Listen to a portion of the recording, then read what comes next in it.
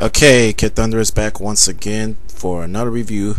This time we are doing a double review.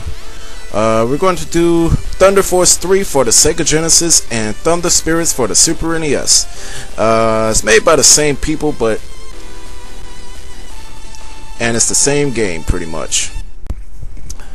Okay guys, as you can see, we're taking a look at Thunder Force 3 for the Sega Genesis right now. It's a shooting game as you can take a look right here. So you can collect power-ups and like missiles and lasers. Also, you can also basically you blasting your way through certain stages in certain worlds. The game is pretty much reminds you of similar games like R-Type and Gradius to some extent. Okay, as far as the game itself, the graphics and the art style is pretty good. The sound is pretty good. The sound is pretty decent for a Genesis game. The controls in the gameplay is pretty simple. It's pretty good. It's almost kind of solid. Okay, as you can see, I'm fighting a boss right here.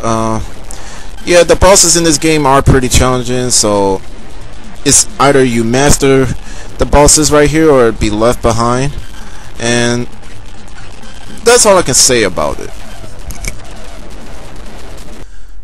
So that was Thunder Force 3 for the Sega Genesis. It's a simple shoot 'em up with very little depth, but hey, it's still fun to play though. It's fast, it's challenging, and has good off style and great music. Okay folks, we're looking at Thunder Spirits for the SNES, published by Sega. It's actually the port of Thunder Force 3 for the Sega Genesis. Is actually ported by Toshiba EMI, so Technosoft did not make this port. As far as the game itself, Thunder Spirits for the SNES, it's still a pretty nice shoot 'em up somewhat. The thing which tends to suck about this one is when you shoot, it's not rapid fire like it is on the Genesis version, but still it's still a pretty good shoot 'em up.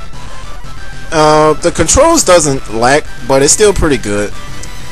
As far as the out style, I'm not going to complain too much about it, because this is actually a primitive SNES game, because it actually came out say like around 1991, so it's still pretty good. I say go ahead and try this game anyway. Now, the sound effects and the music, they're pretty good for a primitive SNES game, pretty much. So, and it's pretty much remixed from the original Genesis Thunder Force 3, and that's all I can say about this game. It's pretty good. So that was Thunder Spirits for the SNES. It's pretty nice. It's a challenging game somewhat. Another thing which tend to suck about this one, unlike in the Genesis version, which you start off with 4 lives. 5 lives.